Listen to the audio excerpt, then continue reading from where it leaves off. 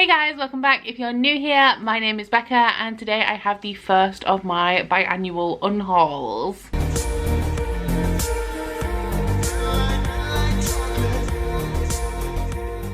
So my unhaul system is that when I've decided that I would no longer like a book, I put it in a pile in the corner of the room, and I tend to do at least 2 unhauls a year. Occasionally there are more than that, but I always do one around late April, and then I tend to do one in like November/December. So this is my April one. I don't have a grand amount of books to unhaul this time. I think I have around 15, 16, and I'm just going to be going through those with you guys today because I'm having a little bit of a tidy and I need to take these to my local charity shop. So the first stack of books that we have were the ones from last year's These Books Will Self-Destruct in 12 Months. I have done a reaction video to that so you can see the whole thing, but I'm just going to breeze through these ones pretty quickly. So we have Every Day by David Levithon. This one is a young adult contemporary about somebody who's reborn into a different body every day and they fall in love, and it's how they're navigating that when they're in a different body every day. We have What If It's Us by Becky Albertalli and Adam Silvera. This one is a young adult contemporary romance that follows 2 boys who meet at the post office and they go on a series of dates that don't go quite right, which leaves them questioning like what if they're not meant to be together at all. Ink by Alice Broadway is a young adult fantasy. This one centers around a society where when you die your skin is taken off your body and put into a book. 2 that I really don't know anything about is The Lie Tree and also Cuckoo Song by Frances Hardinge. I think that The Lie Tree was included in the These Books Will Self-Destruct in 12 Months, but if I'm unhauling one book by Frances Hardinge, I'm going to unhaul both that I've got. But I have heard since I made that video that you guys don't think I would like these anyway because they are quite historical. We then have Daughter of the Flames by Zoe Marriott. This one is an East Asian inspired young adult fantasy about a girl who trains to be a warrior princess. And finally from that stack we have Clean by Juno Dawson. This is a young adult contemporary that is set in a rehab. Of the rest of them, the only ones that I haven't read or at least attempted to read are The School for Nobodies by Susie Bauer. This one is a children's story about a girl who ends up going to a boarding school for misfits. This one was sent to me by the publisher. I think it was Pushkin Press. I got a whole pack of arcs from them and some of them I wasn't as interested in, and this is one of them. We also have My True Love Gave to Me, which is a anthology of 12 winter romances edited by Stephanie Perkins. I had the summer version of this as well, which I think I've already unhauled because I've read it. I don't love anthologies and I didn't really like the summer one, which is pretty much identical just in a different season. So it took me a while because I was just going to read this over the winter season and have it done. But I've since decided that I just really can't be bothered, so I'm going to be unhauling this. We then have a few duplicates, only one of which I haven't read, and that is Law by Alexandra Bracken. This was included in both the Illumicrate and the Owlcrate for I think January this year. All of my special edition like subscription box books I do tend to give to my best friend Ryan, and that is where this one's going to be going. But this one is the Owlcrate edition. Of the 2, I decided to keep the fairy loot, and this is a young adult fantasy story that is set in modern day New York, and every few years, every 7 years, there is something called the Aegon, which is where the gods are sent down to earth and they have to kill the descendants of other gods' families to regain their immortality and godhood and all of that stuff. We then have Truth Witch by Susan Dennard. I read this recently because I am a co-host for the Witchlands Along, which is hosted by Jade at JD Ray Reads. I had the paperback of Truth Witch, which is this one, but since I read this book I decided to upgrade them all to hardback because I really like the UK hardback editions, so I will no longer be needing my paperback. But this one is young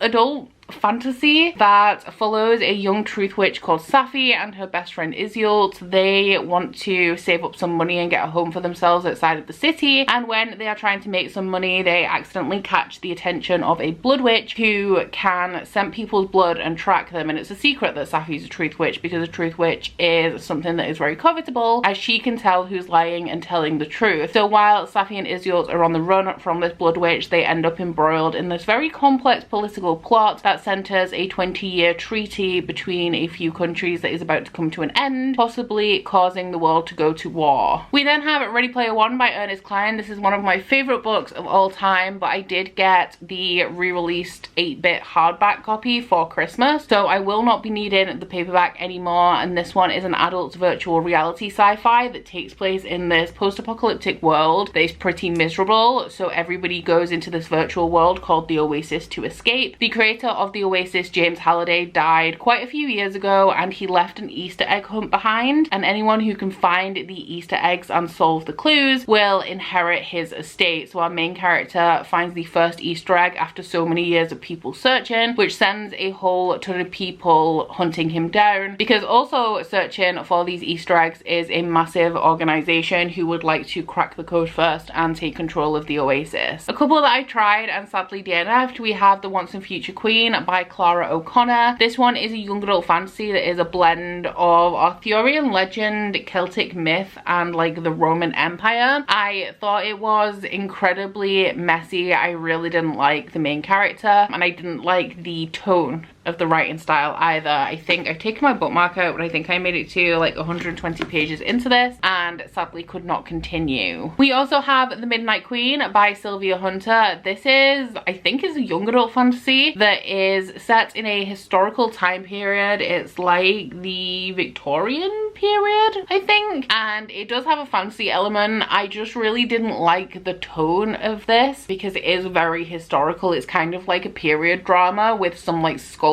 magical elements in here. I don't love historical fiction, and I just could not get on board with that period drama tone. And then for the ones that I've read that I just don't want to keep, the first one is Suicide Club by Rachel Heng. This was the first book I read for my 2021 Unhaul project, and this one is a literary dystopian that follows a young woman who lives in this society where you have the potential to live forever, providing that you live by these strict societal guidelines that include things like not eating meat, not eating food at all, actually just eating like nutrient packs, only light intensity exercise because it's bad for your joints. And the main character sees her estranged father one day and accidentally steps into the path of a oncoming car, which puts her under observation from the authorities, and this makes her start to question whether she wants to live forever, whether humans should live forever, as she rebuilds her relationship with her estranged father. We also have All Is Not Forgotten by Wendy Walker, which was another book that was included in that Unhaul project. This one is an adult thriller that I really enjoyed. I just don't keep thrillers after I've read them because I don't see the point, but this one has very heavy trigger warnings for sexual assault, as this follows a young girl. I think she's 14 at the time that it happens, and the story takes place a little bit afterwards, but this young girl is very brutally raped at a party, and her body and her mind goes into shock, so the details are really hazy, and her parents agree to this treatment that will make her forget everything happened. However, her body and like her instincts still remember that something happened to her, even though she cannot mentally access that trauma. So this follows a very clinical perspective of what happened to the girl and the treatment, and how the kind of repressed memories are still affecting her life. And it also has a lot of small town drama in here, where we have a group of people who want her to forget it ever happened and just move on with her life, and a group of people who want to find out who did this, because this was a very unusual attack to take place in their small town. So the synopsis on this doesn't mention anything about sexual assault, but the first chapter, like straight from the first chapter, is a very detailed clinical description of the rape, so do be cautious of that going in, but I thoroughly enjoyed this one. We then have Daisy Jones and the Six by Taylor Jenkins Reid. I listened to the audiobook of this not long ago, and it is like a fake biography about this band called Daisy Jones and the Six. So we start off following them separately. We have Daisy Jones and we have the band The Six, and this is the story told from the perspective of the band members, of what happened like to them to start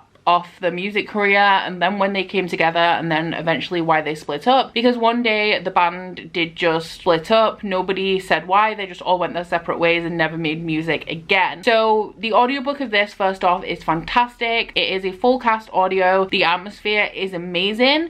I really enjoyed this, but I'm not interested about the music industry and the music scene in the like mid to late 60s and 70s. So while I really enjoyed it for what it is, there is like a a huge part of this story that I was just completely disinterested in. So personally, I prefer Evelyn Hugo, which is a very similar story to this about a Hollywood starlet. Daisy Jones and the Six would recommend, just personally, there was like a big element of it that I just wasn't that into. And then I think the final book that I'm going to be talking about is Winterwood by Shay Earnshaw. This is the Owlcrate edition, so I'll probably give this to Ryan as well. But this one is a young adult fantasy that follows a young woman called Nora Walker, who is rumored to be a witch, and she lives in the woods like a few miles outside of town. And this story takes place when a massive snowstorm blows in and a boy goes missing from the nearby camp for wayward boys. I enjoyed this. It was really atmospheric. Interspersed throughout it also has like pages from the Walker Women's spell book. Really enjoyed it. It's just I read this probably around September-ish last year, I think, and I already remember very little about it, and I have no attachment to it, so I may as well unhaul it. So that is it for this unhaul video. By the time you watch this, I will probably have donated them all to charity, aside from the few that I'm giving to Ryan. I was going to say leave something down in the comments, but honestly, with it being an unhaul, I don't really know what to suggest, because I don't want you to tell me that these are your favorite books and then me feel bad about unhauling them. So I guess that is it for this video. I will see you guys in like November, December for my second unhaul of 2021. But aside from that, please don't forget to like if you liked it and subscribe if you wanna. If you head into my description box, you'll find a link to my Goodreads, Instagram and Twitter if you'd like to follow me on any of those, as well as a link to my Bookish body butter and candle website, the Instagram for that, and 10% off discount code. But that's it from me today, guys. Bye! Oh, you bite your friend like chocolate. You say you'll go where nobody knows, with guns hidden under our petticoats. We're never gonna quit it, no, we're never gonna quit it, no.